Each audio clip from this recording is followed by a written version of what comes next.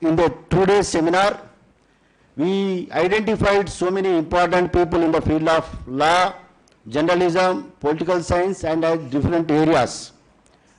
That is the reason we chosen this, and very good deliberations will take place for these 2 days. Very important deliberations are going to take place with examples and statistical data, everything we will give. That is the reason you must cooperate for these 2 days. Once again, I welcome all the members, faculty members, students, research scholars from different parts of Telangana and other parts of India also. Remaining things will take care by our organizers. We have 3 research scholars we identified for this. Neha Agarwal, Nishit and Srinidhi. The 3 are taking care of everything. If you have any doubt, ask them. They will cooperate with you. Thank you for giving me opportunity. Tomorrow I have one more paper. I will discuss everything in my paper. Thank you. Thank you so much, sir, for a wonderful message. Now I request Neha Agarwal to give brief biodata of Professor K.C. Sunny, the keynote address speaker. Ikkada mundu randi, madam, munduku randi, ikkada khaliga undi. Please come forward here. Good morning, one and all.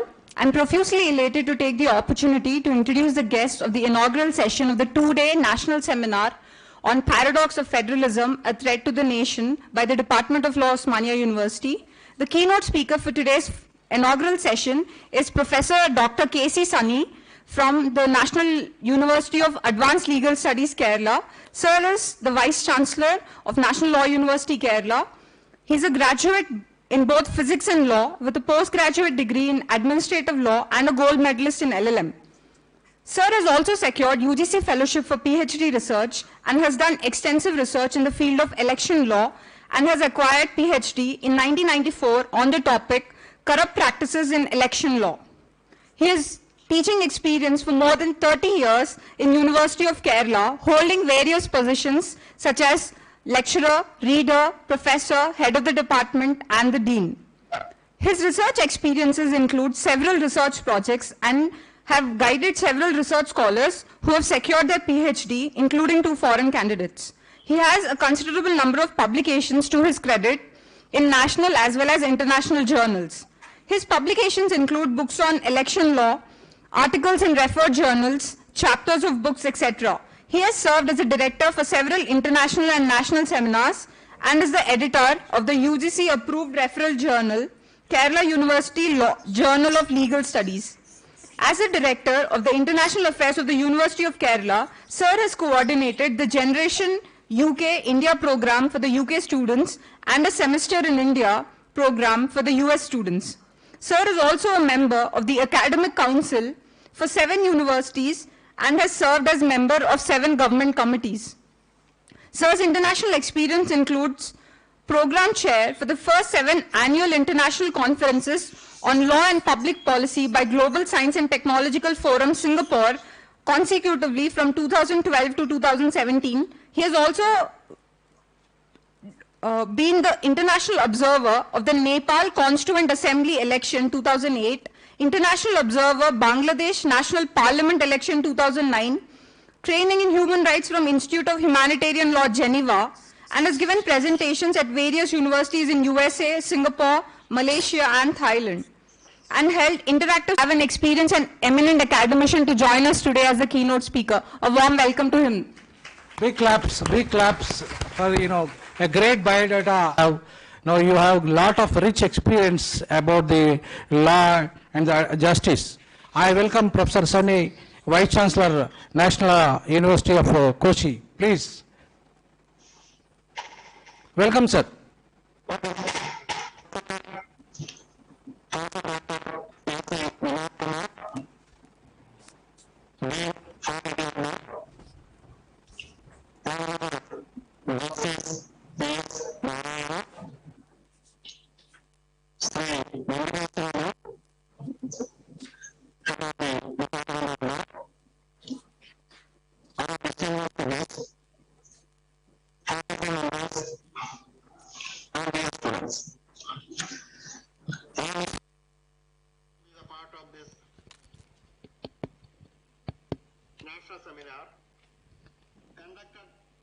in connection with... One moment.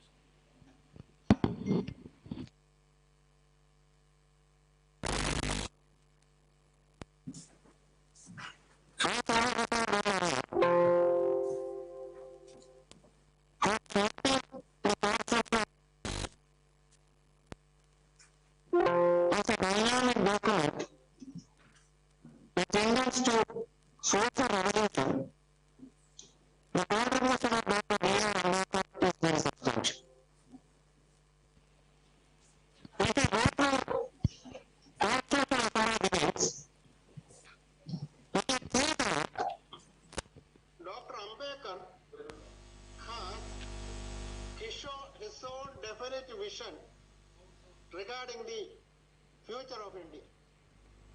Being the chairman of the drafting committee,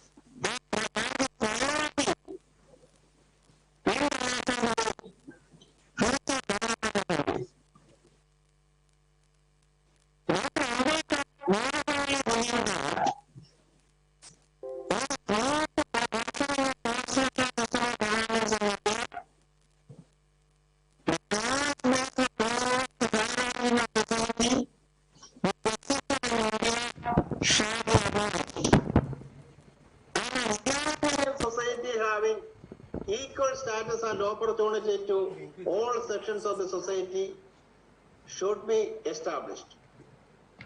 For that purpose, various provisions, governors of this country or future administrators of this country or future policy makers of this country in the form of directive principles of state policy,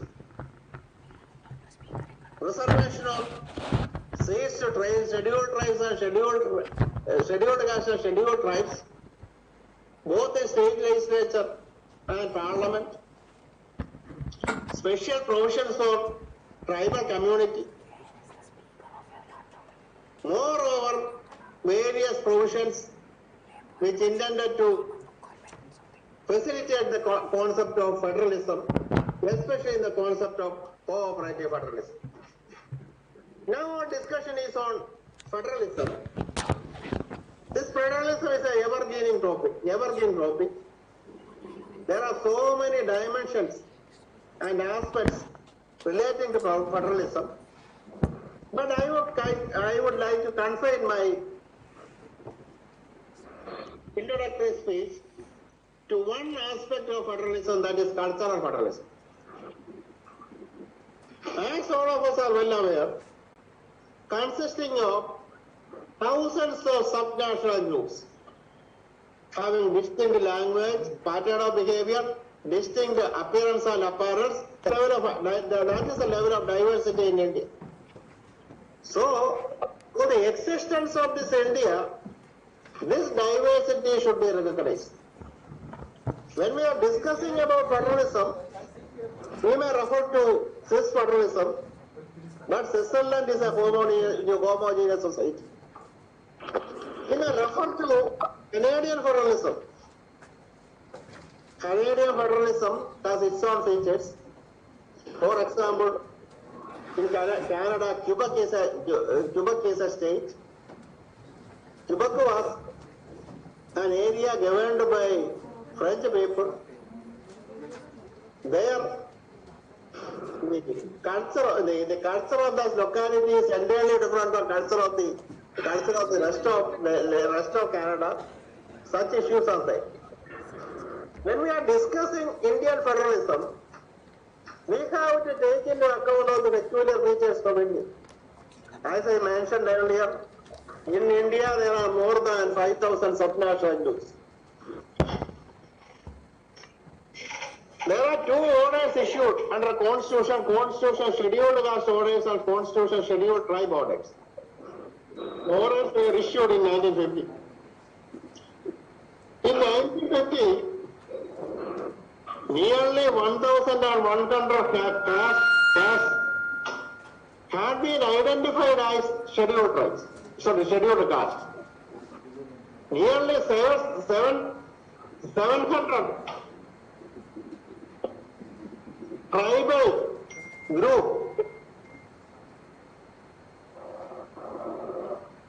groups have been identified as scheduled tribe. So, among scheduled castes and scheduled tribes itself, there are nearly 1,800 specific groups. Each of these groups have distinct culture. In some cases, distinct language also. That aspect must be in our mind. In the matter of realization of basic human rights and basic rights, in the matter of finalizing our development goal, now we have this Millennium Sustainable Development Goal. What may be the goal? At the level of independence, at the level of implementation, or this aspect should be in your mind. When we are discussing about the democratic form of government, a strategy is adopted for ensuring basic rights to all sections under constitutional system of governance, we may refer to United States. But there are certain fundamental differences between the approach of the United States and the approach existing in India as far as the development strategy and the realization of rights, especially rights of the ground order sections, are concerned. Firstly, in the United States, while formulating government strategy, there is a theory that is melting pot theory. The basis of melting pot theory is that different cultures may be put in one pot and that may be melted. The result is the emergence of a new product.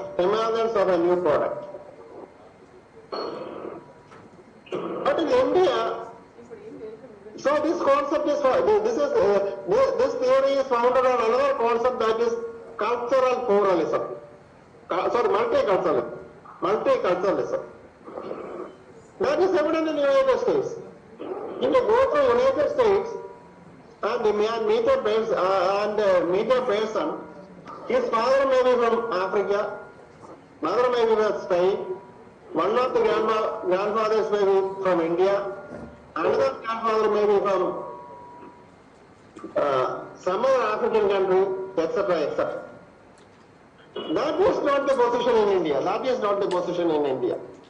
Here, we are recognizing cultural pluralism rather. Cultural pluralism is flower pot theory. That is something different from melting pot theory, that is melting different cultures and facilitating for emergence of new culture.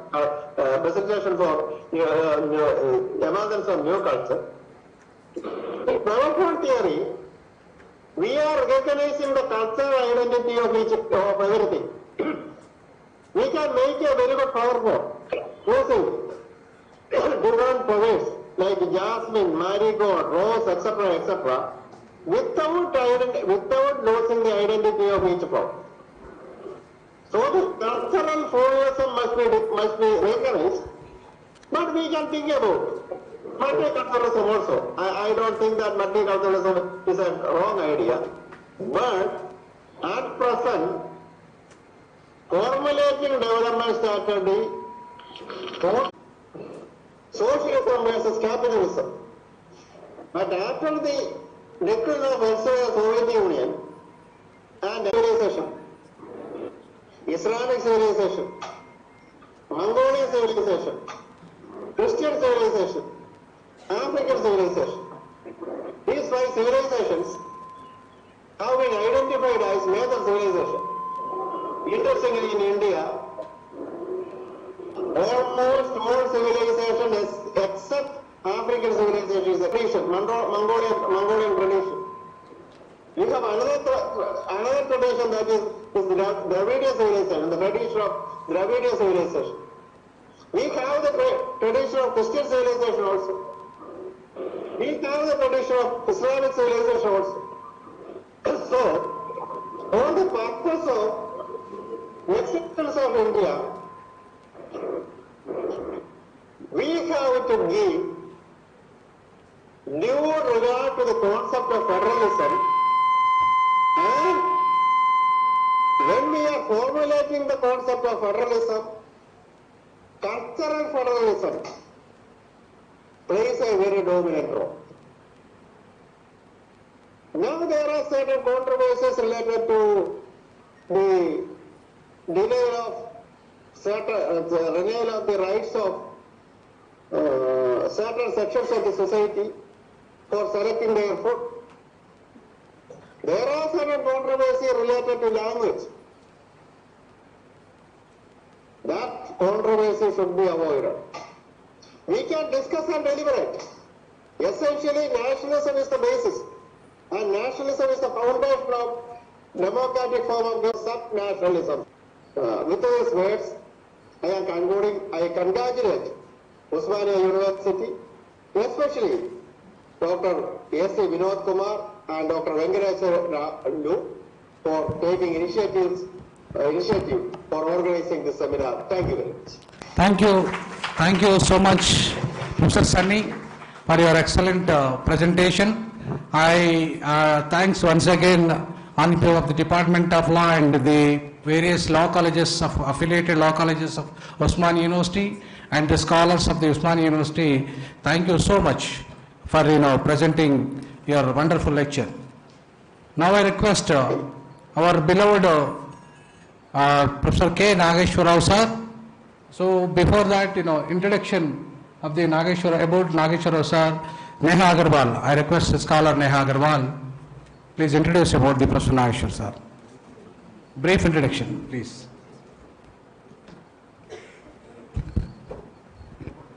The next dignitary to honor us with his presence is Professor K. Nageshwar. Professor K. Nageshwar is a former member of the Telangana State Legislative Council. He is a professor in the Department of Communication and Journalism, Osmania University. He is the former editor of the Hunts India, the English daily. He is a prolific public speaker and writer. He is on the guest faculty of BITS Pilani, Hyderabad, National Police Academy, Hyderabad, National Academy of Administration, Mussoorie, Dr. NCR Institute of Human Resource Development, and many other journalism schools. He is also published in many national and international media journals. He has also served on the legislative committees on subordinate legislation, ethics, science and technology, disaster management, revenue, home, etc. He won the UGC Career Award in Journalism in 1994. During the last 3 decades of the journalistic experience, Sir has published several articles in the leading newspapers, magazines of national and international repute. A very warm welcome to Sir on behalf of Department of Law, Osmania University. So before, sir, 1 minute, sir. Please give bouquet presentation to our beloved chief guest, Sir K. Keshwar sir, Sri K. Keshwar sir, Madam Radhika Yadav, Vice Principal of the Law College, and also AMS Madam Principal, Professor Nageshwar sir.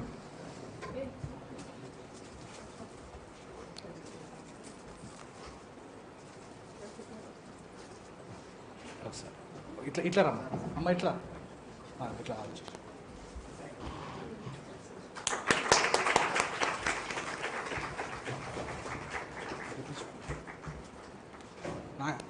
Sir Nageswara సార్కి అమ్మ లక్ష్మి గారు please.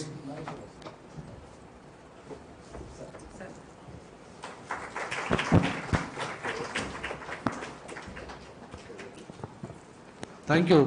Now please proceed, sir.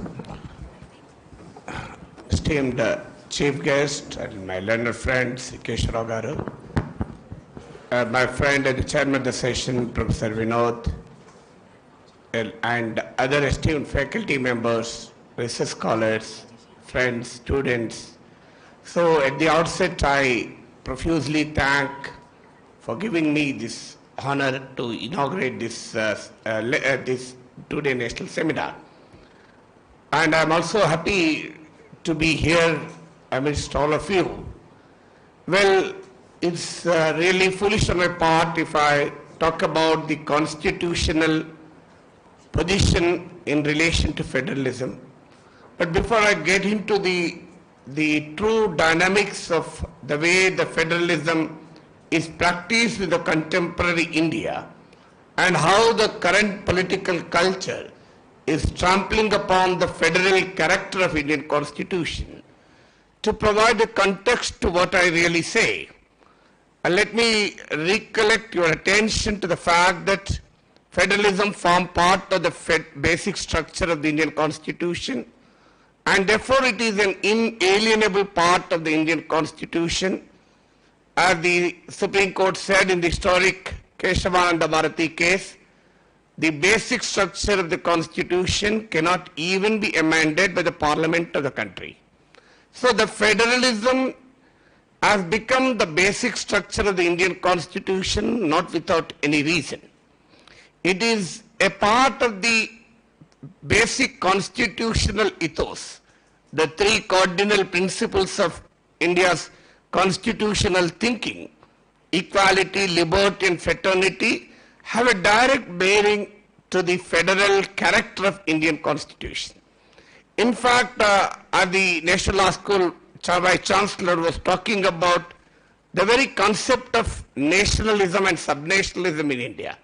Well, I'm not getting into the political contours of the discussion on nationalism and subnationalism, but let me underline the fact that what is the idea of India?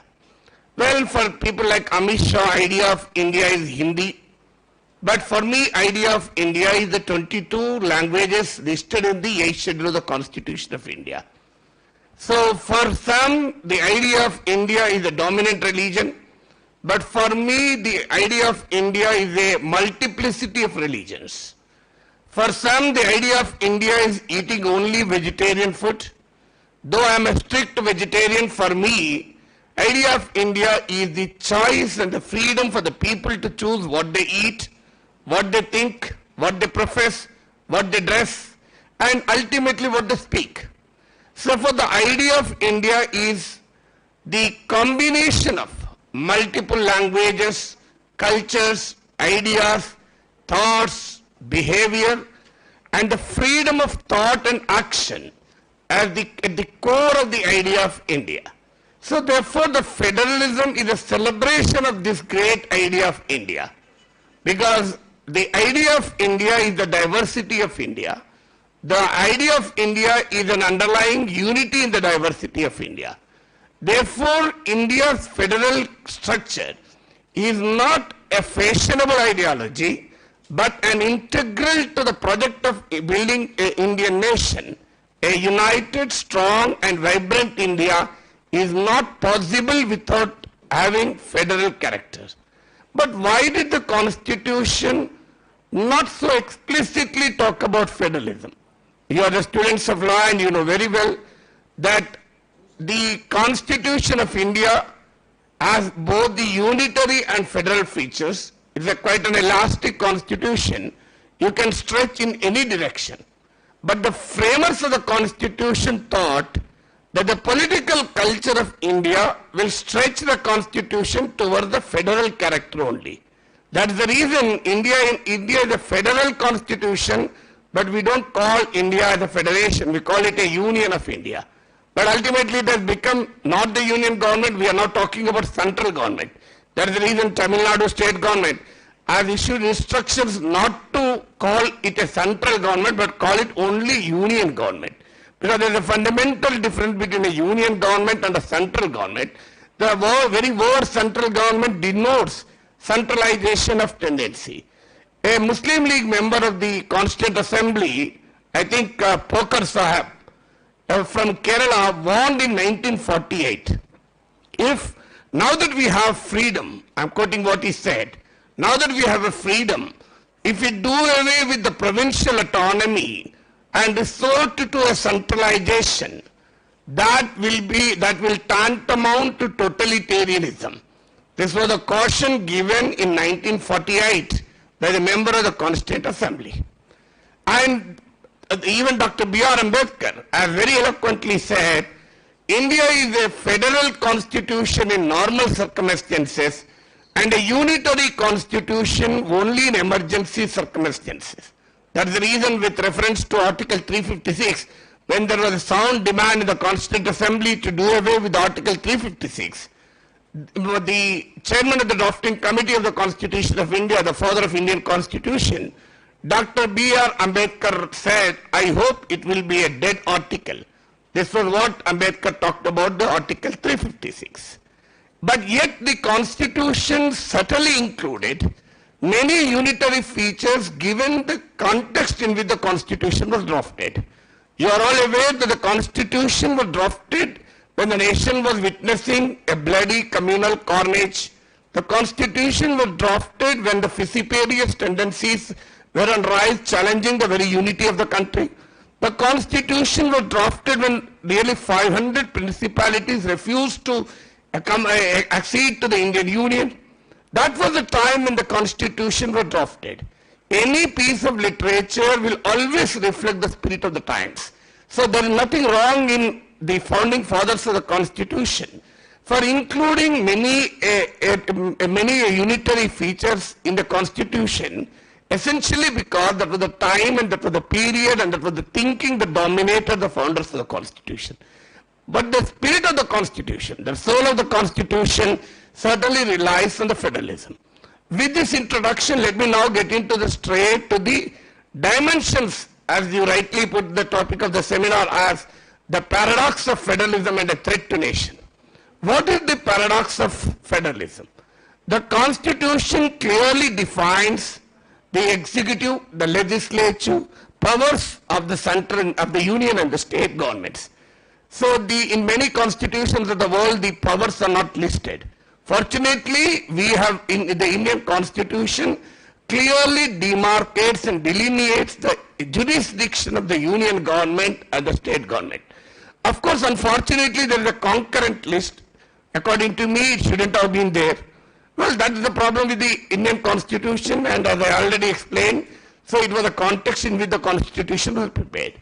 So, but now, the separation of power, the clear demarcation in the jurisdiction of the union government and the state government is not the mercy of anybody. It is the constitutional thinking. But what are we doing now? Agriculture is a state subject, but the parliament passes 3 farm laws without even any discussion. Our friend Dr. Kesharov is in Rajya Sabha, and we have seen how when Rajya Sabha member demanded for the division, that means in legislative language, division essentially means voting, they were expelled from the house and the bills were passed voice vote. So not just the manner in which these farm laws were enacted, but the fact remains that the agriculture is the state subject, and what gave the power to the parliament to legislate on a subject which is clearly listed in agriculture. But how did they do? They use the subtleties of the Constitution. Somewhere it says trade in foodstuffs, so that is used to enact these farm laws. I'll give you another example. The Ministry of Cooperatives was created at the Government of India. So cooperation is a part of the state subject. Can Telangana government create a Ministry of Defense? Can Telangana government create a Ministry of External Affairs? Can Telangana government create something which is in the domain of the central union government?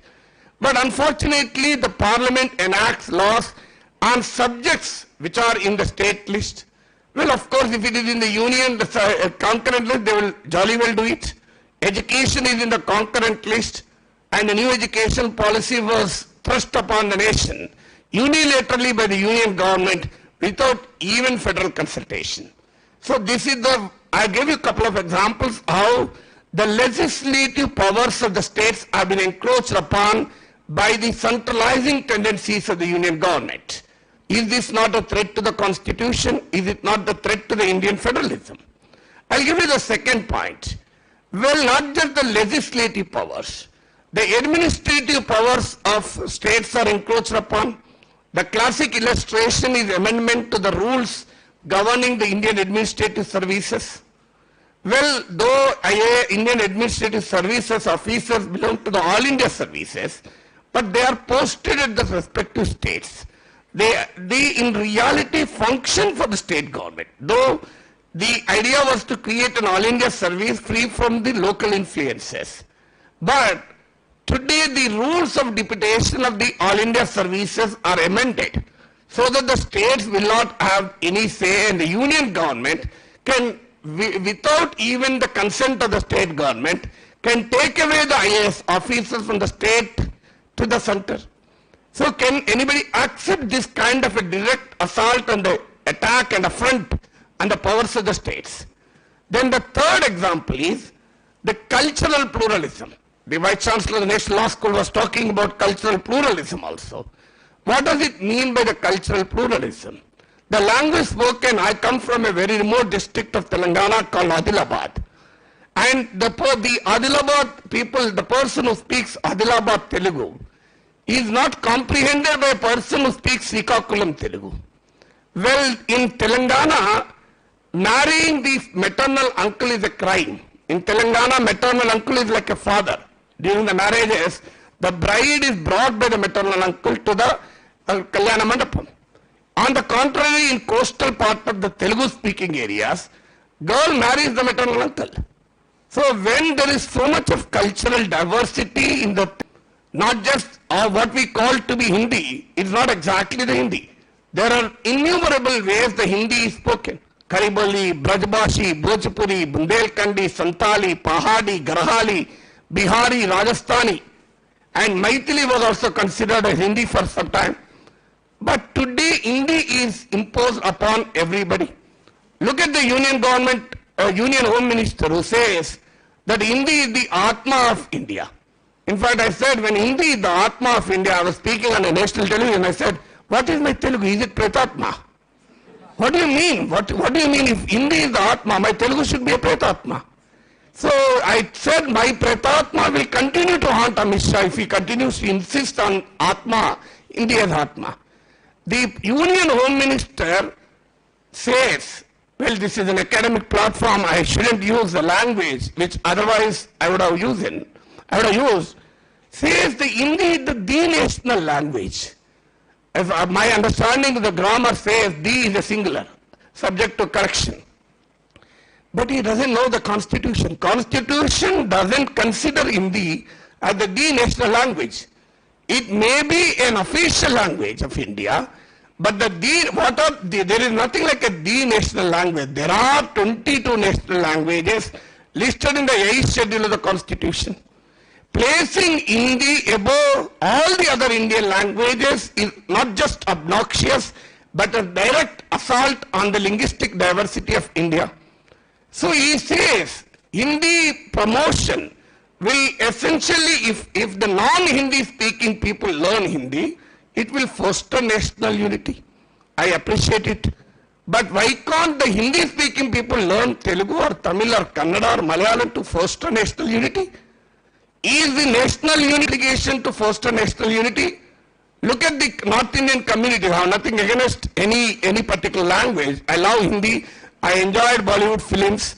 So that's not the problem. Problem is, look at any North Indian community. They stay here for 4 decades, 5 decades, doing businesses here, but they continue to speak in their own language. I appreciate them. I have nothing against them. But what is the meaning of forcing Telugu and Tamil people? When they come together, Amit Shah said they should speak in Hindi. Who are you to tell which language should a Tamilian and a Telugu person should speak? We will decide whether we speak in Hindi, English, Spanish, Latin or Russian. Then who is Amit Shah to dictate what language a Malayali and a Tamilian should speak? So is this not Hindi supremacy which is being thrust upon us?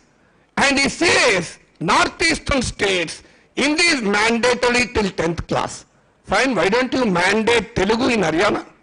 Why don't you mandate Kannada in Uttar Pradesh? Why don't you mandate Malayalam in Delhi? Why don't you mandate Tamil in Madhya Pradesh? When you mandate a Hindi in non-Hindi speaking areas, the three-language formula calls for mandating non-South Indian languages in Hindi-speaking states.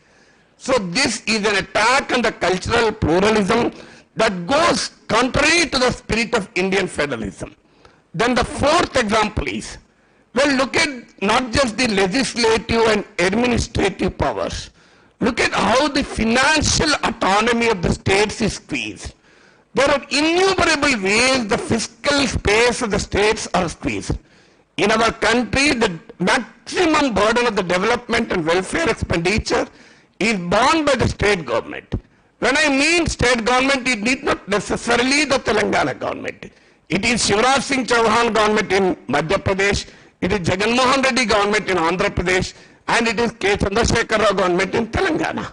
So the state governments bear the maximum burden of development and welfare. But today, what is the central government doing?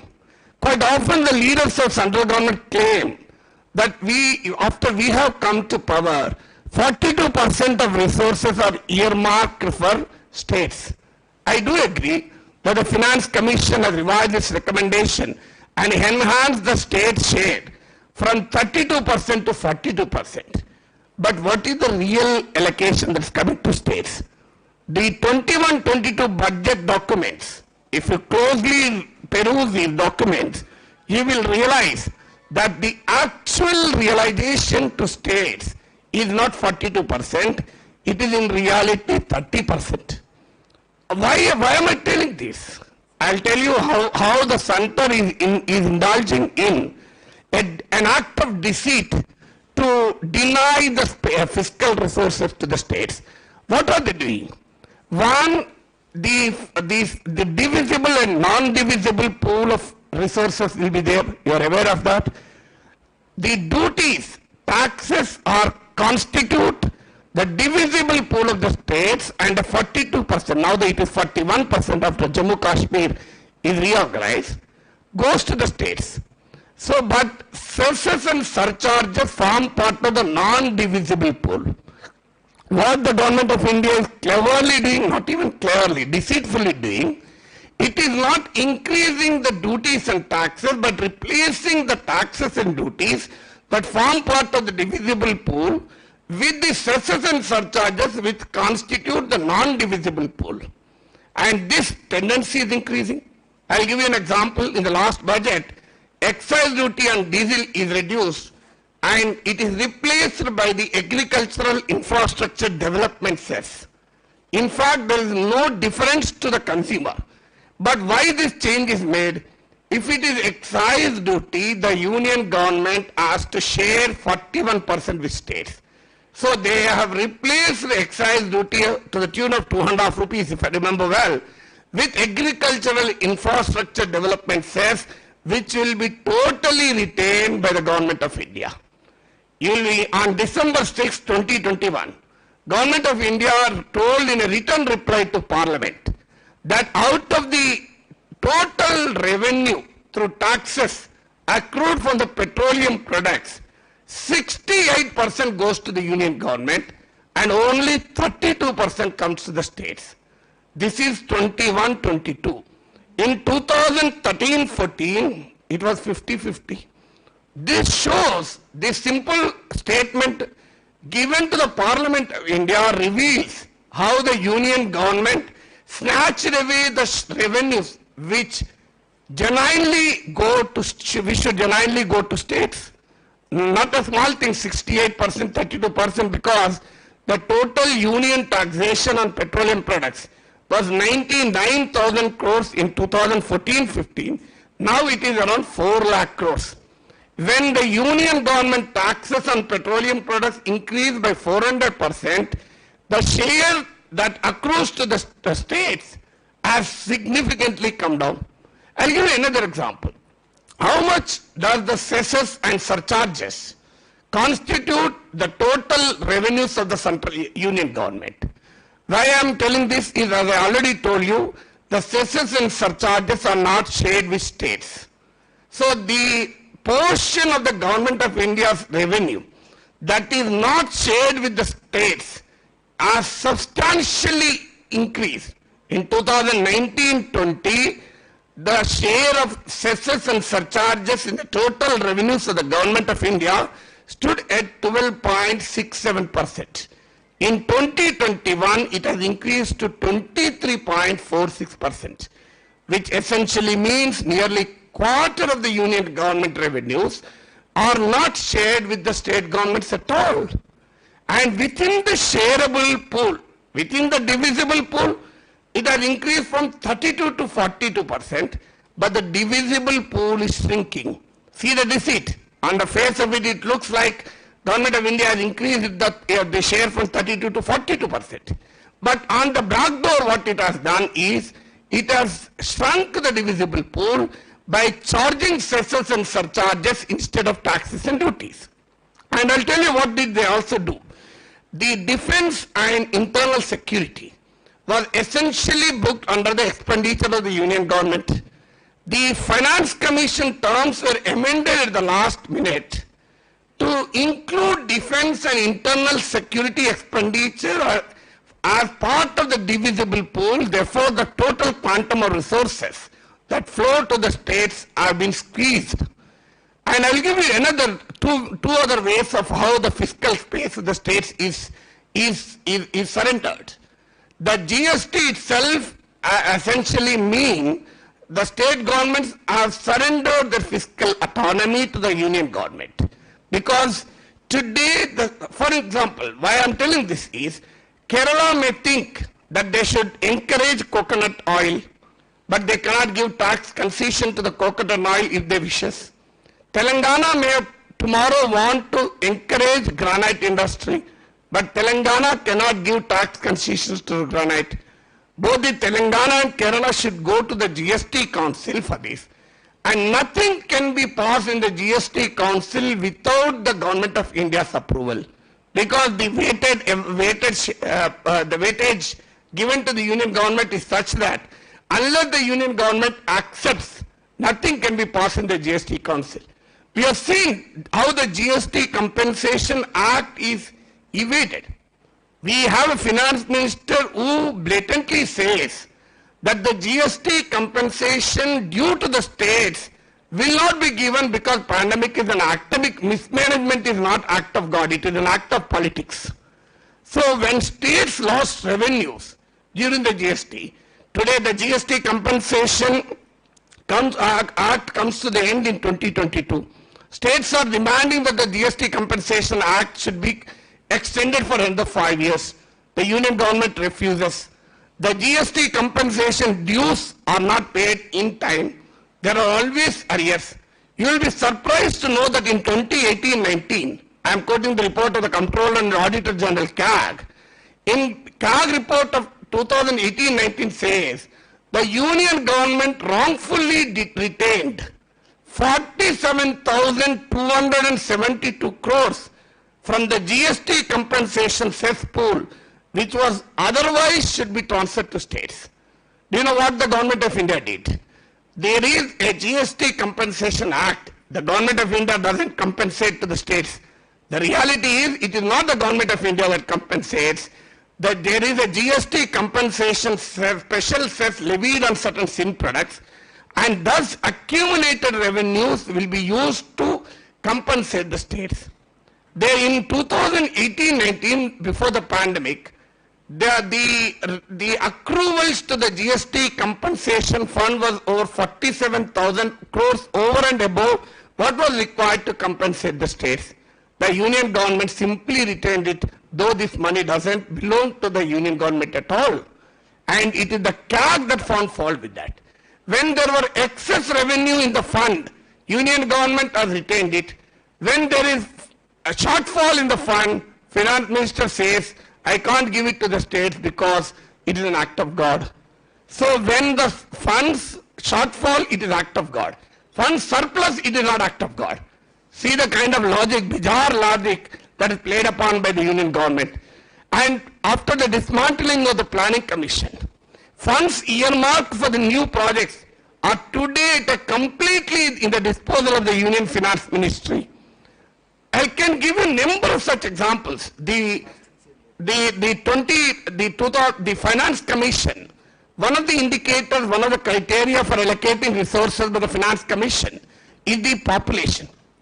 Well, the population data was frozen both for Finance Commission, the delimitation of consciences at 1971. Because, and now the Government of India has revised this, and now 2011 is taken for Finance Commission. What will happen? Tomorrow, even for delimitation, it will happen. The constituencies, number of constituencies in UP and Bihar will increase. Telangana and Andhra will come down. The resources for South Indian states have sharply come down when the population basis was changed from 71 to 2011, precisely because we have done well with the family planning, and the UP wala and Bihari wala did not do well with the family planning. So the South Indian states are today punished by the Union government for controlling the population.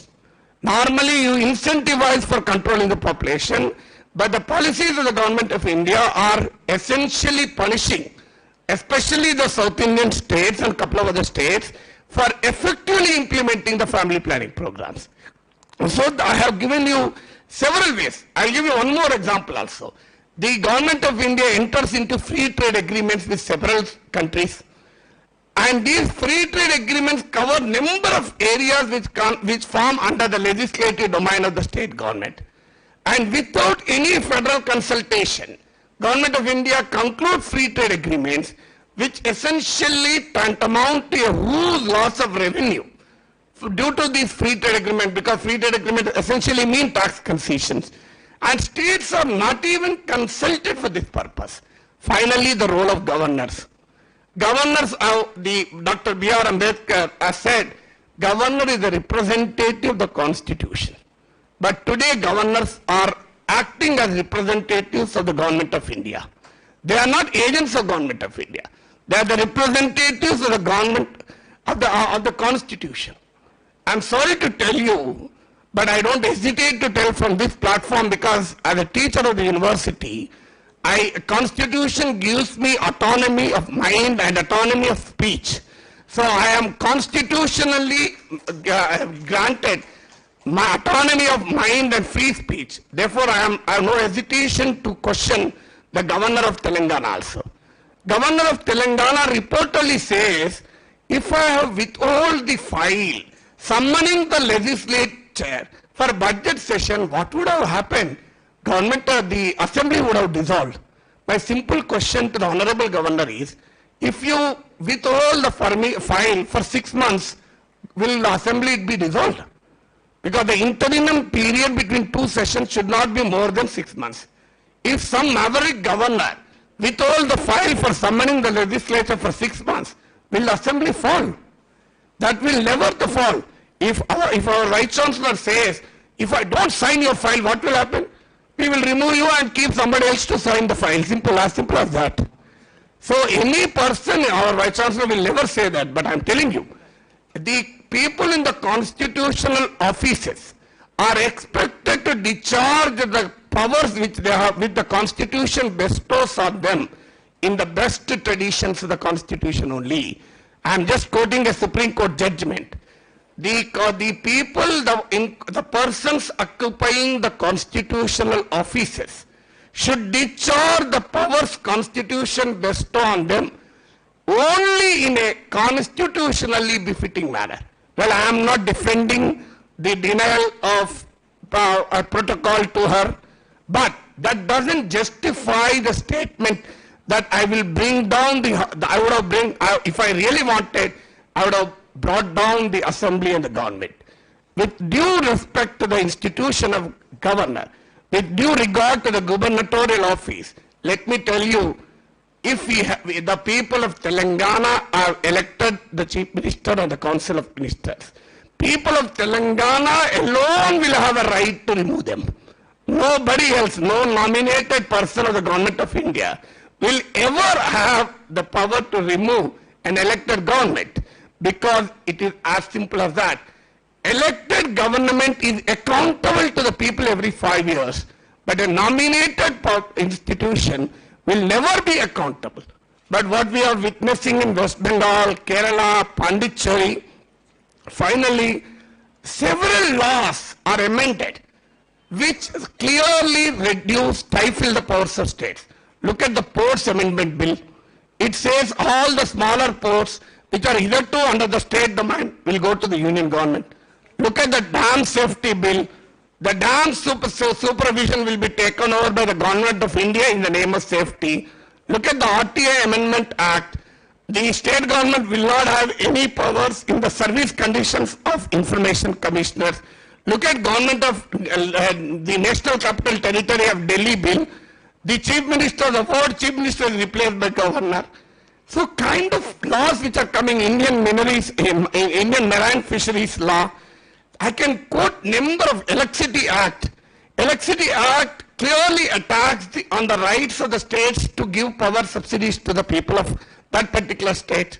Finally, I'm sorry, I'm telling you finally third time. So finally, it is really finally. So the state governments are not even allowed to take loans. The union government can take loans left, right and center without anybody's permission. But the state governments, if they have to take loans, it has to seek the Government of India permission. Well, Government of India doesn't give the loan, for instance. Interestingly, it doesn't give loan, but it gives permission. And this permission is incumbent upon state government supposed to do something. If the Telangana government wants to take a loan from Reserve Bank of India or from a market, the Government of India says, condition 1, you have to increase the property tax. Condition 2, you have to fit the motors to the agricultural pump sets, which is very euphemistically called as power sector reforms. So the condition 3, condition 4. So to enhance the limit under the Fiscal Responsibility and Budget Management Act, state governments are mandated to implement certain anti-people conditionalities to even take a loan, whereas the Government of India absolutely enjoys total freedom to raise the debt. So therefore, Indian federalism is trampled upon. It is a travesty of the Constitution. It is a dishonor to the spirit of Dr. B.R. Ambedkar. So as a democratic citizens of this country, as public intellectuals of this university, we need to question that anti-federal feature that are creeping into the Indian polity. I once again thank the organizers and all of you for patient hearing. Thank you very much. Big claps, big claps.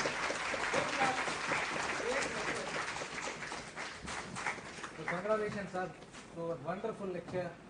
With the courage, a lecturer, a professor must be courageous. మనం బానిసలను తయారు చేయడానికి విశ్వవిద్యాలయాలు పెట్టాల్సిన అవసరం లేదు. We should not be a slave.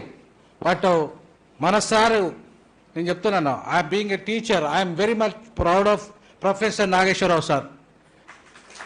గురువులకే ఆయన గురువు, అందరికీ గురువు, ఆయన అన్ని సబ్జెక్టులో గురువు.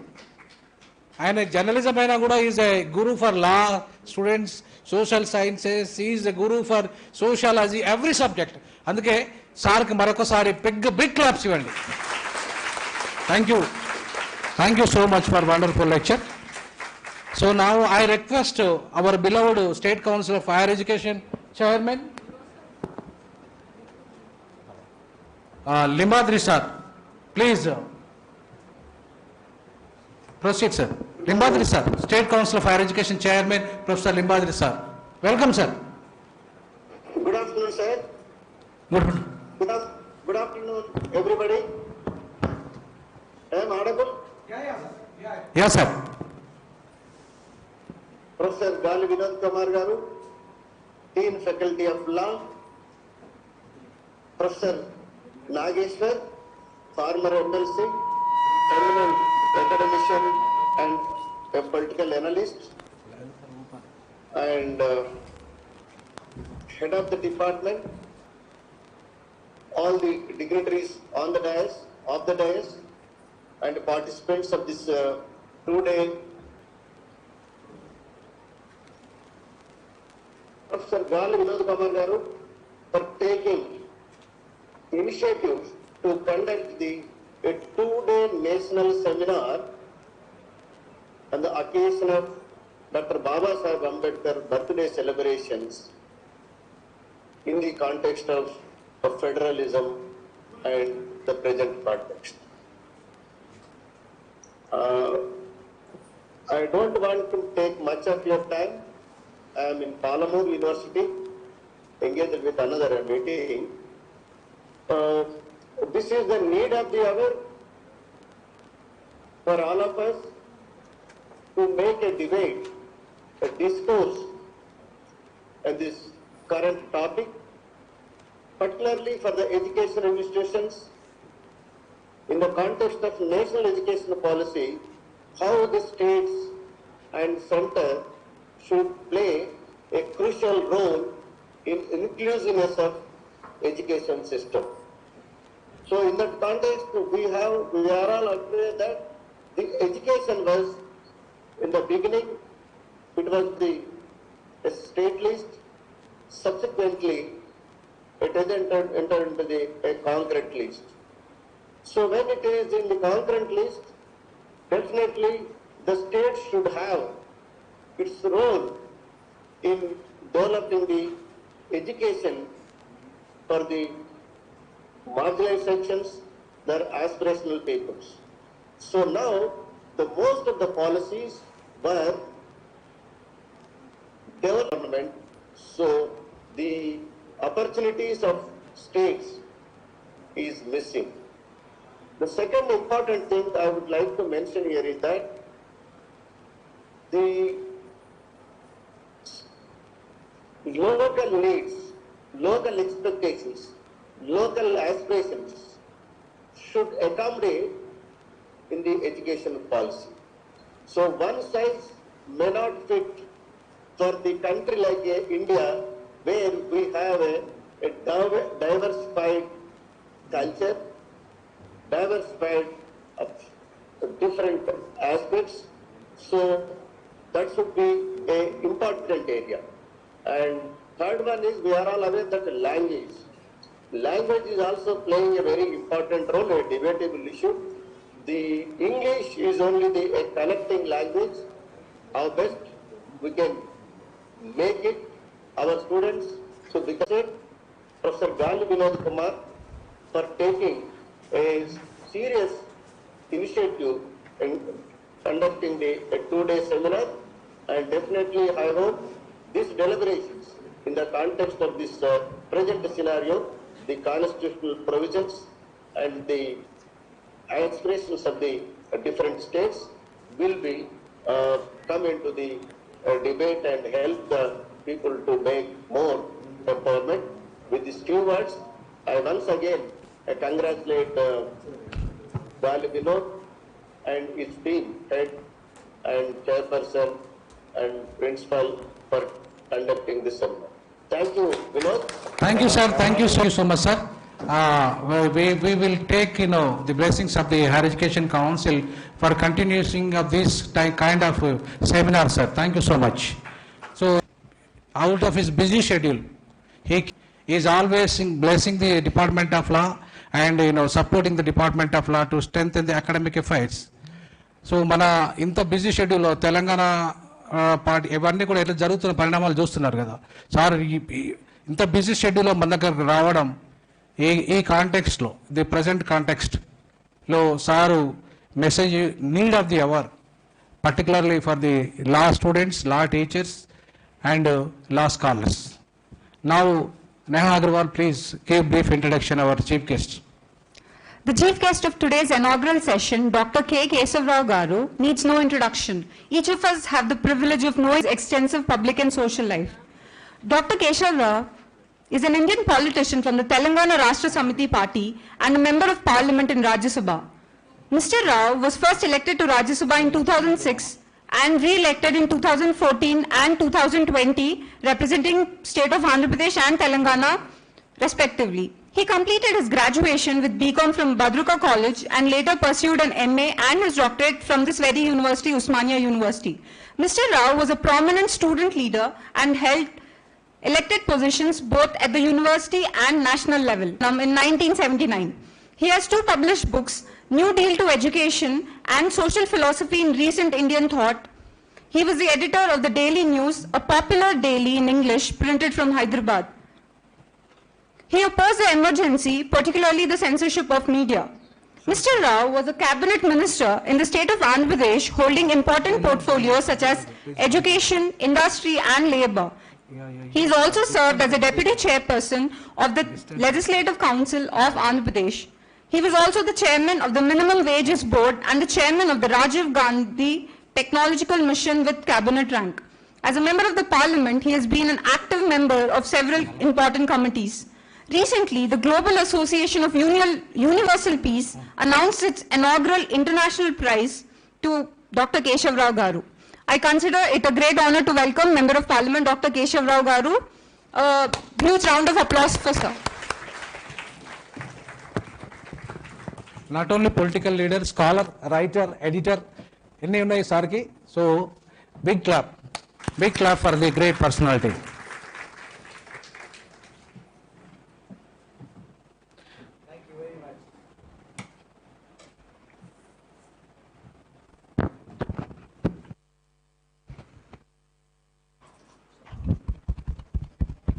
Am I audible? Oh, good. You know, you tell me myself, after Nageshwara touching almost all the subtle points and nuances of federalism and federation, is there anything left for me to do? Although I'm a practitioner. I'm a practitioner of your federation and federalism, both as a parliamentarian as also a public worker. Not that Nageshwara is not. The question today is, we are not a nation. We are a multinational nation. Let us understand that first. Although Mr. Nageshwara has referred to these things, nonetheless let me again remind you, what dress the Kashmiri wears, what food he eats, what dance he makes, the music that he adopts, the language he has, the food he has is different from what we do in Coimbatore or Andhra Pradesh or whichever place it is. So we have that kind of a diverse culture, and we have different countries who had come together, whether we have been held together or come together is a subtle point that is still being debated in the realm of your federalism. This is important thing. I would say federalism is not a mere constitutional principle, which Mr. Nageshwara did refer to. To me, of a strong view, it is not a constitutional principle, because constitutional principle is something which can undergo changes. There is nothing like rigid constitution. There is nothing like, even Bible also you can think. Yeah. So thing is, with reformists everything is going up. A natural choice to accommodate and salute diversity is attitude. So I would consider this federalism as an attitude. A natural choice to accommodate and salute diversity. It signifies the coexistence of diverse, even conflicting perspectives. This I see reflected well when reading the Constitution. Ambedkar insisted that it was a federal constitution and the states were not agencies of the union. And the paradox is, federalism is nothing but diversification. It's nothing decentralization. We have many names. We have comparative federalism, we have cooperative federalism, we have everybody whatever he wants to come to, because it is still evolving. Let that be understood by Nageshwara also. There is no final word at all. It is still evolving, which is the attitude that he has taken up to a nation like us.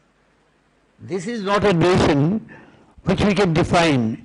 The idea of India, of which Mr. Nageshwara referred to, is something we have not yet been able to understand. My Tirumala will say, tell us. He wrote about India and its people. There he has not mentioned the idea of India being one. It cannot be one. The idea of India could never be one. I am reminded of Kurt Douglas, the greatest logician of 20th century, where even Einstein went to meet him.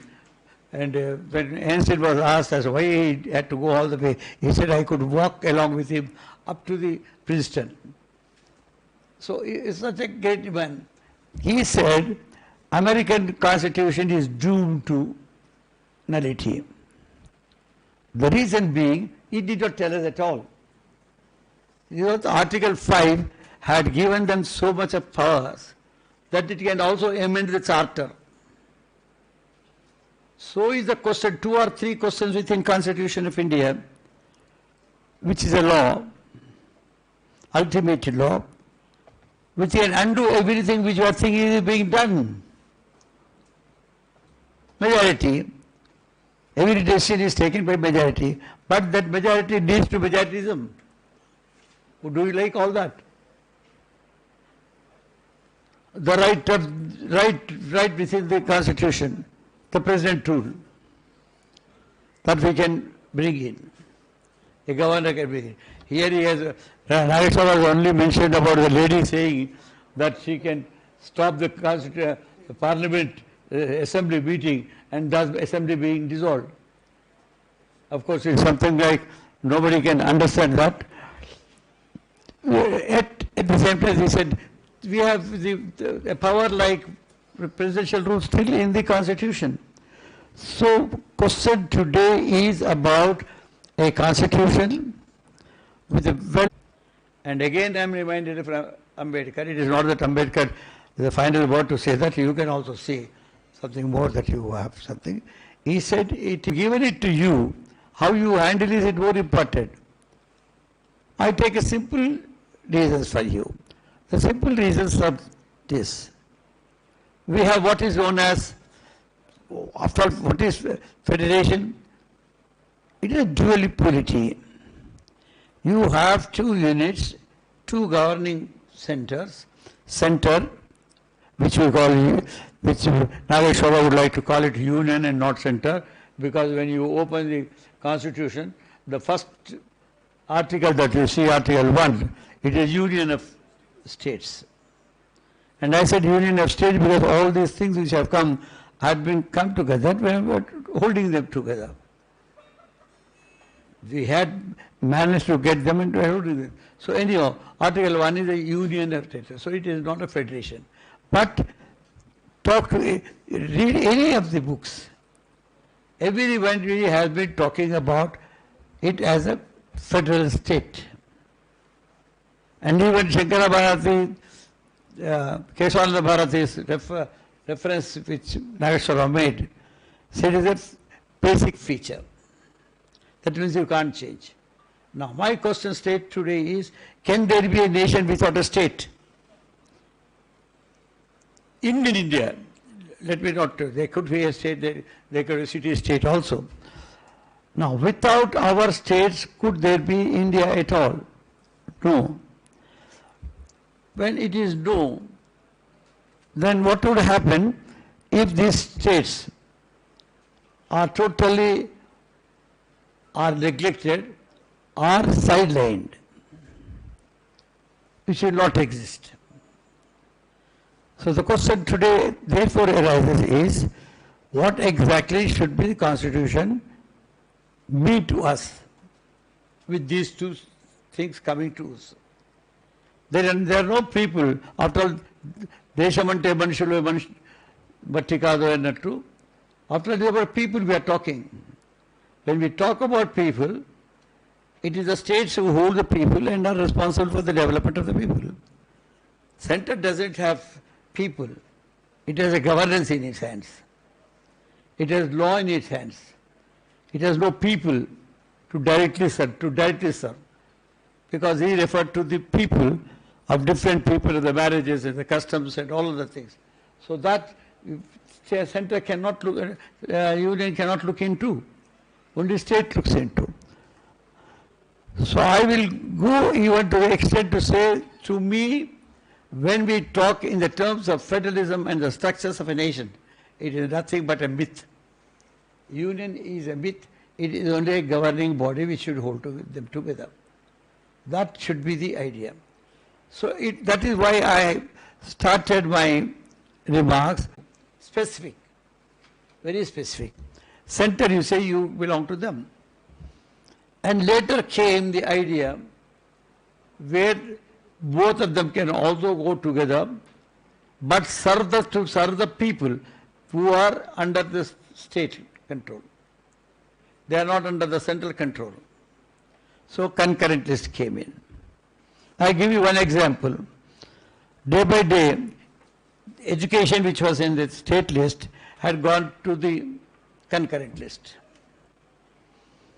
When I was studying 8th, I had one book, textbook. The third lesson was about aeroplanes. This is being taught to me in Bhadrachal forest, Muluk forest. I don't know my cart, how the cart moves. Nobody, even CSIR has not given me anything that how the cart should be corrected now. Now you tell me about aeroplane. Now what exactly my boy wants in Vizag or what my boy wants in Muluk, what he can understand, absorb in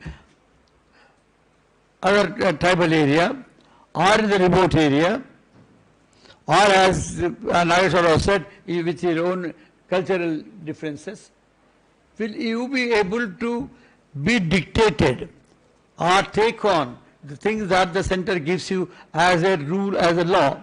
Because since he has come to concurrent list, he sends it. That has been my objection for last 20 years in the parliament. The question is, in the concurrent list, in the name of the concurrent list, in the name of the law that you can make, in the name of the powers that you have, you cannot dictate a man who doesn't understand that unless you motivate him. He brought the issue of Hindi. We had Hindi a big issue in the 60s, early 60s. There was Nehru at that time. We understood it. So he first mooted the idea of three language formula. But he knew that the three language formula was going to solve the problem. Because the Tamil Nadu understand, yesterday, if you were to hear, some 5-6 days back, I spoke about this. India. I am a Hindi protagonist. As a student, I wanted Hindi to be promoted. Joined Hindi Samachar Sabha or something, worked for Hindi. Having gone to Parliament, I said that yesterday in the Parliament, that I am anti-Hindi. Because I don't understand Hindi, what they speak. 50% of the Hindi that Parliament speak, we don't understand. It is not Hindi. But when I go to a cinema, Hindi cinema, I understand everything. That is Hindustani. Please take it this seriously. A man and a neighbor to me, a next man sitting next to me is Tamil Nadu man. You would understand, he always asks what exactly the minister is saying. Which I myself have not understood 50%. I may totally understand the meaning because I know Urdu. So this is the basic difference as far as my parliament is concerned. Entire speak in Hindi. Where should I learn this? When we said three language format as superiority to these items at all. He referred to dams. Water is state subject. Rivers is a state subject. Water is a state subject. Dams are not. Maintaining the repairs is not under us. So state and center can take. So they have brought the dams bill. That means the course of the river is corrected through the other way around by the dams. Absolutely a deceit, because the idea was, even if you want to, the dams can as well go to the states.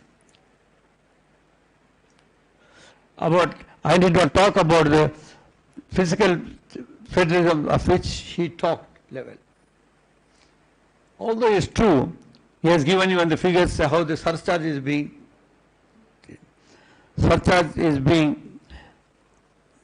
charged in the place of tax, not accountable in the divisible pool. So you lose something like 22 to 21%. He has given the figure as 23, but to my mind it is 21.7, whatever it is. Some money is going in. This I raised the question yesterday. The answer of the finance minister is, all that money she gave list, all this surcharge is going to states only. I have never said that it is going to the pocket of Modi or the bag of Sitaram, Nirmala. It is also divisible, it is not under the 42. It would not come, though you are collected so much. But the secret is not that. The word deceit Mr. Nageshwara used is all right, but the secret is it goes into what is known as central schemes. Central sponsored schemes is one scheme, where it is the center which it selects those schemes. And all these schemes you would see go to mostly, all I will not say, mostly go to BJP ruled states.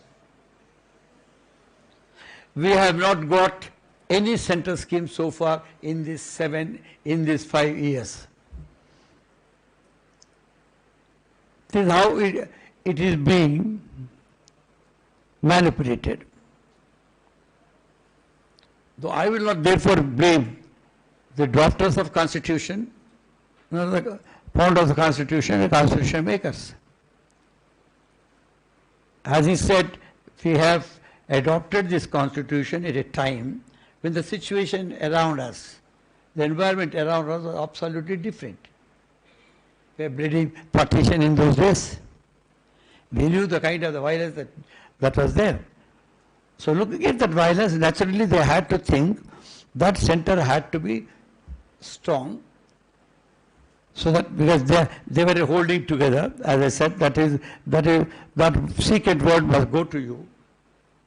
The states union and the states that you are talking about, which are not agents, were holding together. They have not come there, we have brought them together to make a nation. It is Sardar Patel's idea. He brought in one nation to make it. He looked at that particular situation of violence, and the violence, what they could do at best do is lean towards the center, the union, so that it gets more power and the violence does not spread more. That was the secret of the idea. But it did not touch the heart of the Constitution, the basic structure of the Constitution. That we want to democracy, it was not there. Now, what exactly is coming? Always I have seen, I thought, you have given in this, almost all the members got, somebody is talking in the social perspective, somebody is talking about judicial perspective, somebody is talking about privatization perspective, and water dispute perspective, and fiscal. So total, all the perspectives of the Constitution are taken in. But what exactly, how these perspectives came in? I will not take much time, but I will hint at it so that you will understand that. It depends on how our polity got evolved. Party system, the polity in the sense of the party system. We had one-man rule, Nehru, Indira Gandhi and Rajiv. Till then, there was only one. Their word was there. So whether it is in the Constitution or not, that was also something which was going against the very spirit of the so-called federalism. It was nothing. But unfortunately or fortunately, and mostly fortunately, they were so democratic. So democratic. Whenever there was an issue,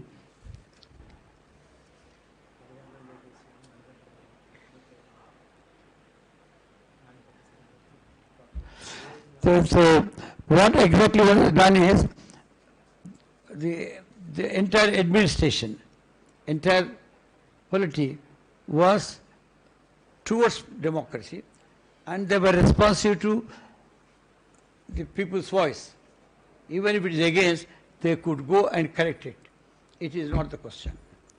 We should not blame. They have been nurturing the one constituency known as, because after all it is you who have given the constitution that the man who gets the majority is in the rule. And it is you who vote.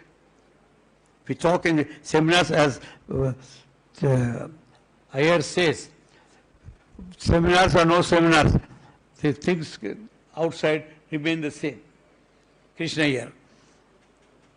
So the question today is, we had that time, even when Modi came in the first term, he was not what he is.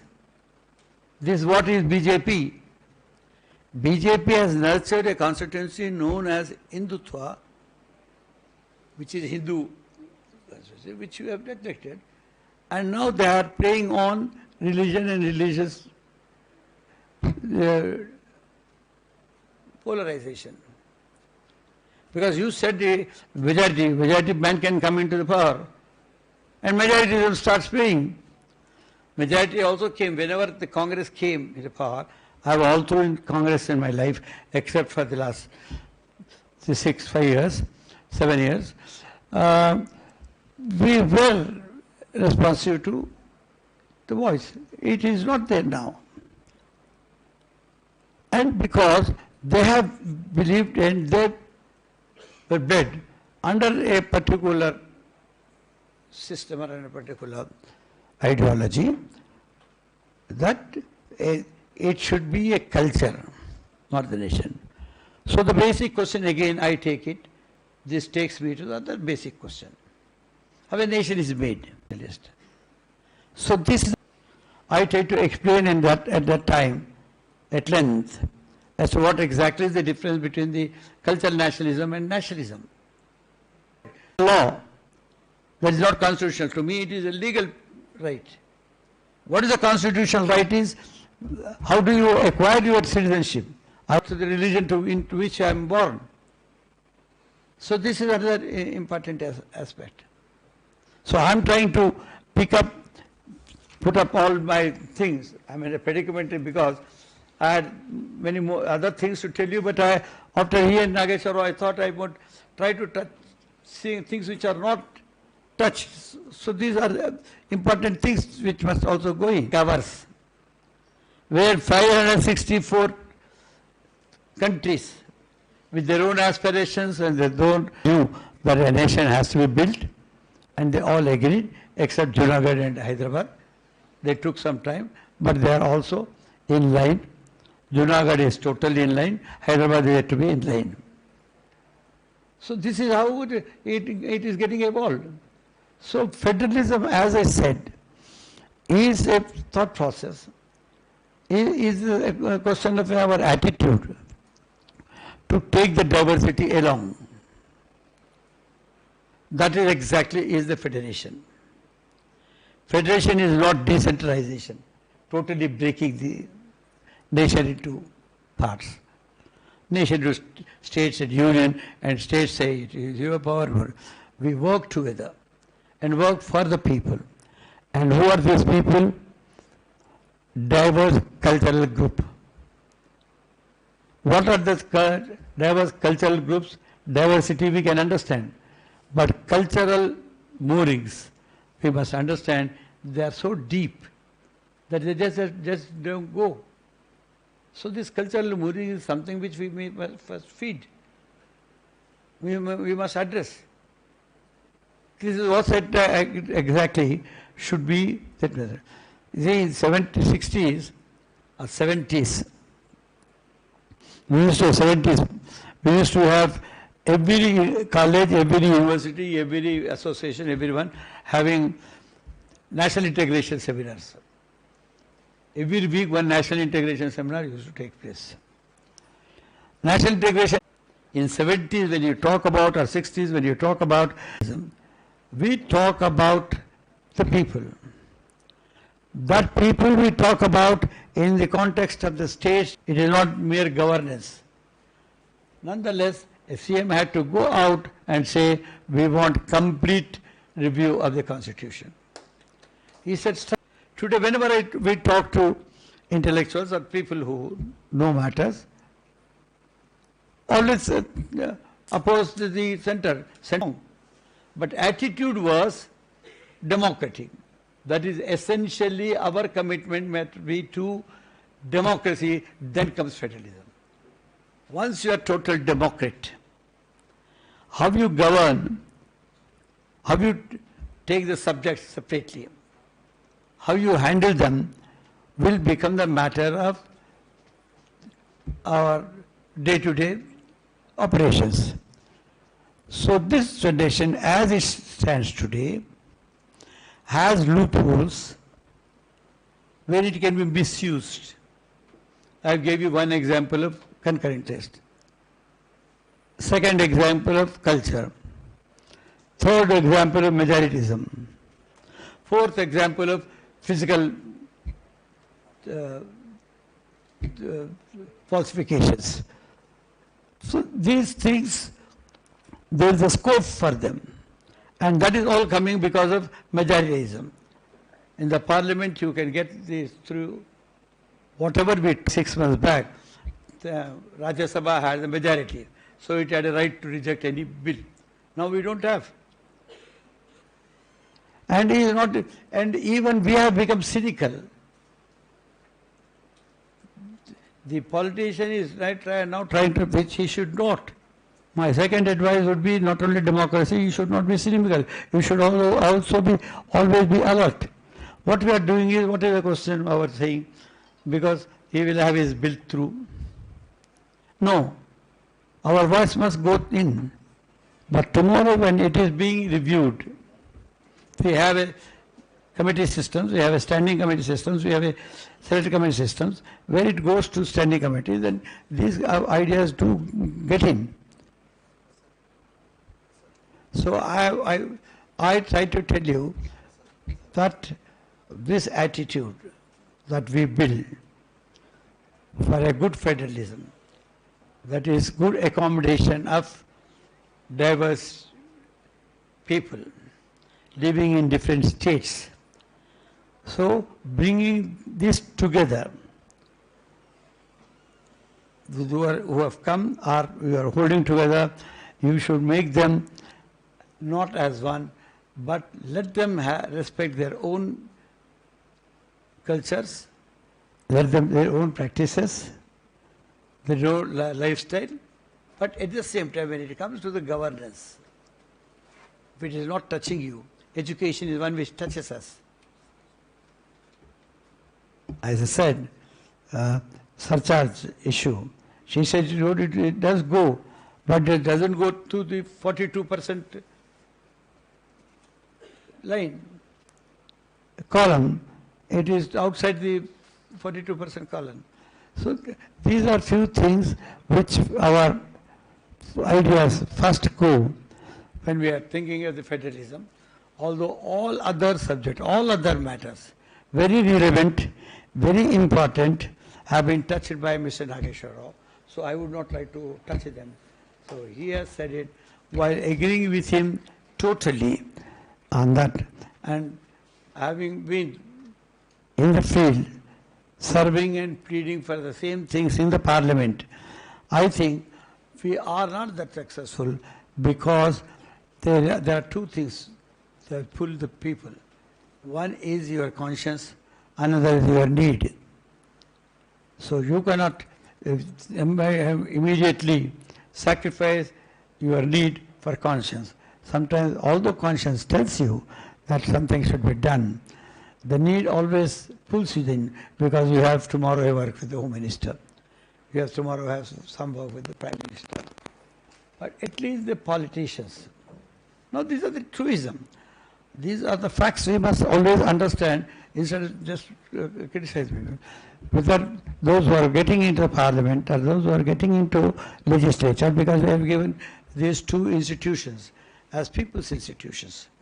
These people's institutions must understand the Constitution and its laws, interpret law, because there is nothing after a Constitution is also dynamic. So is our society. So is our thought process and our needs. So since it's dynamic, there is still a scope for dynamism to be introduced, injected into the Constitution through amendments and other thing. And first mind of ours should be on the basics of the Constitution, that is this so-called federalism. Federation and the powers that are allocated differently to various state level and central level need a relook if we are looking at a Constitution. Thank you very much. Thank you so much, sir. An intellectual politician is the need of the hour. మనకి intellectuals politicians లేకపోవడం వల్లనే కంట్రీలో the communalism, casteism, regionalism, languageism, so every ism is promote. చక్కటి సందేశాన్ని వారు ఇస్తూ ఇప్పుడు professor Nageshwar గారు ఏ అభిప్రాయాలు అయితే చెప్పారో వారిని సారు బలపరుస్తూనే the federalism is the one of the evolving idea అనే కాన్సెప్ట్ ఏదైతే ఉందో రియల్లీ ఇంకా మనం 1935 యాక్ట్లో 1919 యాక్ట్లో కనుక వెళ్తే so what is federalism, federal state అనే దాన్ని చాలా డెప్త్గా డిస్కస్ చేశారు అక్కడ ఆ యాక్ట్లలో. సో నా లెక్చర్లో నేను I will discuss thoroughly about this. So thank you sir, చాలా wonderful enlightened lecture message you have given being a enlightened politician. Now there is a felicitation to our beloved chief guest by our Professor Nageshwar Garu and Professor Tima. Okay, next lighting. That was closed. Lighting of the lamp is closed. Okay. ఇప్పుడు చేస్తా late అయిపోయింది sir.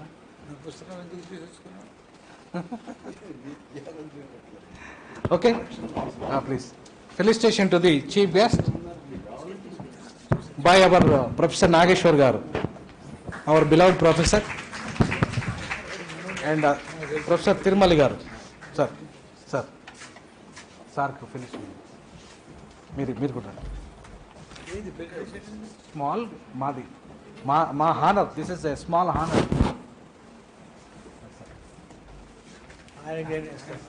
Sir అయ్యో argument వేస్తాం sir, మనం వేస్తాం sir, మనం తర్వాత మీతో నేర్పిస్తాం సార్. ఫస్ట్ మీకు సార్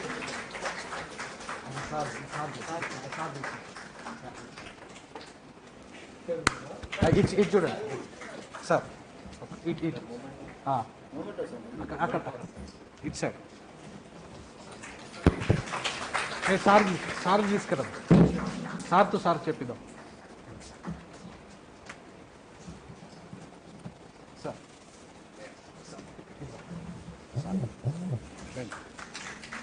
ఇటు సార్, స్టేజ్ వైపు సార్ ప్లీజ్. ఇక్కడ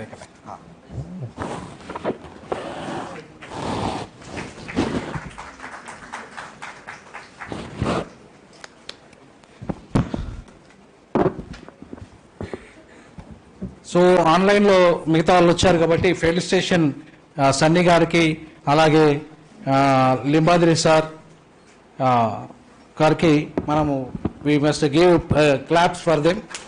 So because they came online, we will hand over that. Now felicitation to the head of the department by our chief guest, Sir Keshwara sir. My head of ఉండని small token of the felicitation sir. మనకు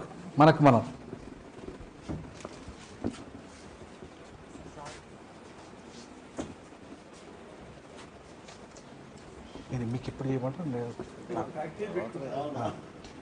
అక్కడే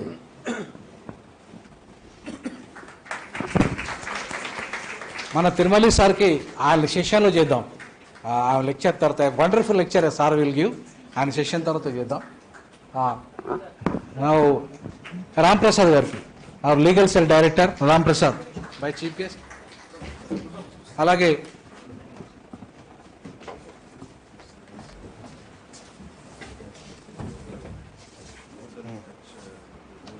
అది కాదు Radhika madam vice principal గారికి,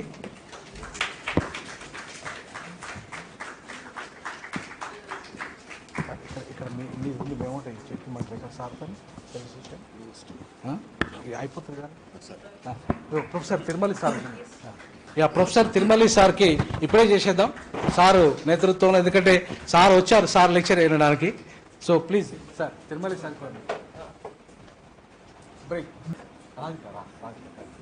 Radhika madam.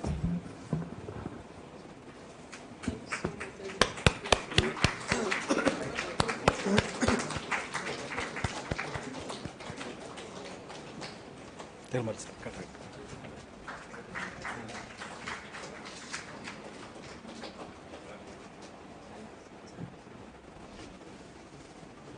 Sir Tirumala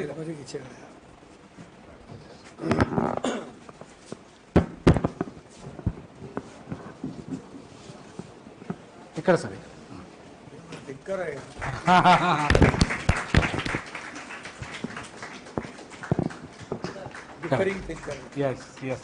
ఇది మంచి ఇలా ఉంటుంది.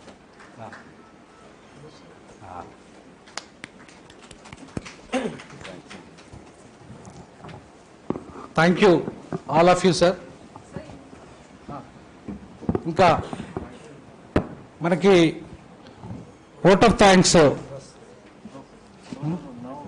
I request the chief guest to honor the convener, the Dean Faculty of Law, Usmania University, because he is the superstar of this function.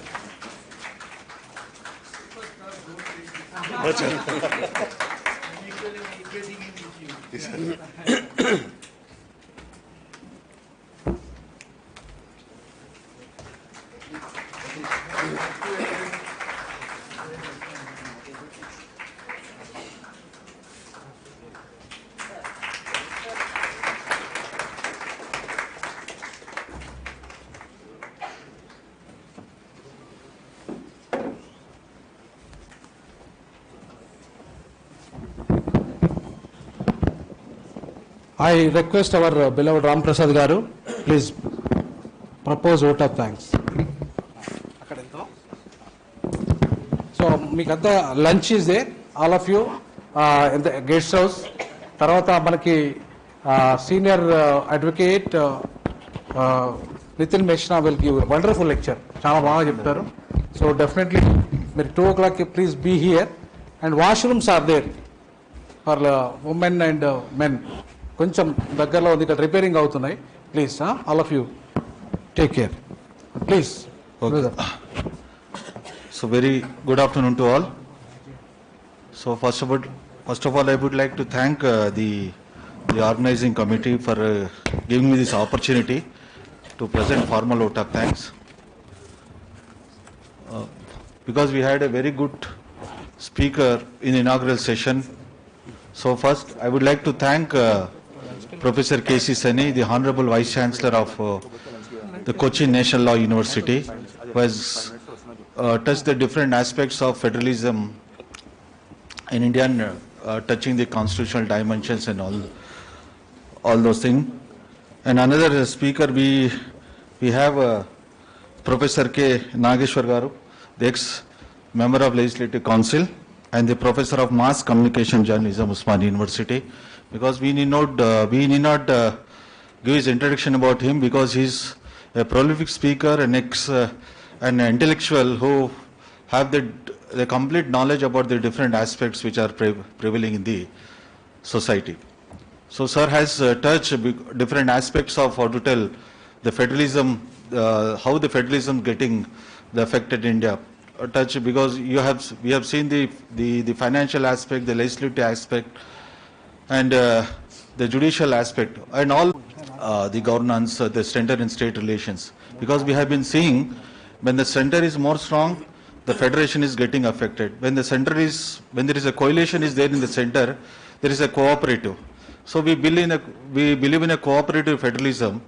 Because the problem is that when there was a coalition government, things were because there was equal distribution of powers between the center and state, and the constitution was in toto respected. So when the center is becoming more strong and the states are getting denied, minus BJP ruled states. That's what to tell the speaker highlighting all this aspect.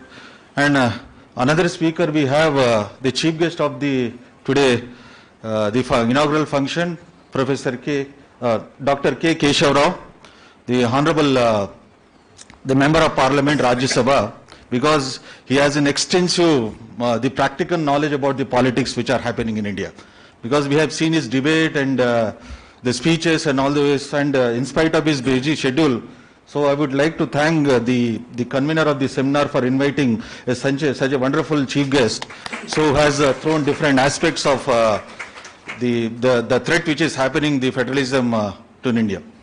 So because what we say, as Sir has highlighted, it is implemented, because it all depends upon the wisdom of the leaders, how we take this constitution, move forward. Because we need not replace the constitution, I believe.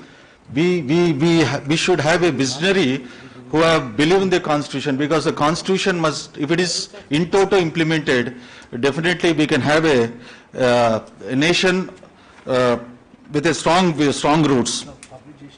So another speaker we have Professor Limbadri sir, the chairman of this Telangana State Council of Higher Education. In spite of his busy schedule, he has addressed through online. So even he has touched the aspects of the education related issues, throwing on the different aspects of taking the national education policy into picture, and how the role of the center and the state, how it has been prevailed. And another then the head of the Department of Law, Dr. Venkateshwarlu, who has, in spite of his busy schedule with seminar and all those things, today I don't know how he has got the time. So he has given us time and address a wonderful the aspects of giving all touching the different aspects of the federalism. And I would like to thank the organizer of the seminar, Professor G. Gali Vinod Kumar, the Dean Faculty of Law, the convener of the seminar, who has wonderfully organized and identified a very good speaker from the Delhi University. So he'll be having a separate session at 3 o'clock. He'll be touching on the federalism and the social justice perspective. Thank you, sir, for coming here. We welcome you on behalf of the organizing committee. And also I would like to thank our the Vice Principal of the college, Dr. Radhika, and private law colleges who have been here patiently listening, and all the teachers also in the student, research scholars, and the print and electronic media. I welcome you all, and definitely this 2 days deliberation will have a complete, will come out a complete solution about the threat which is affecting the federalism in India. Thank you, the convener of the seminar, Professor Gali Vinod Kumar, for giving this opportunity to present a formal vote of thanks. Thank you very much.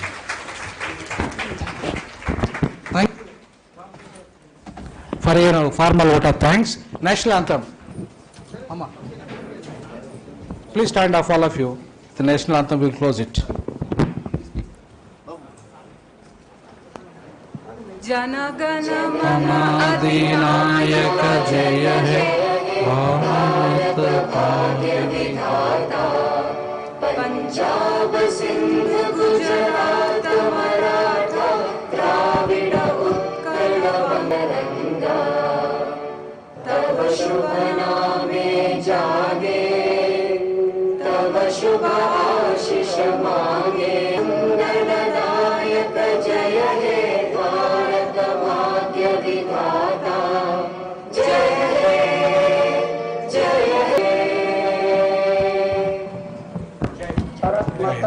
Please join with the lunch at the guest house, please. All of you join.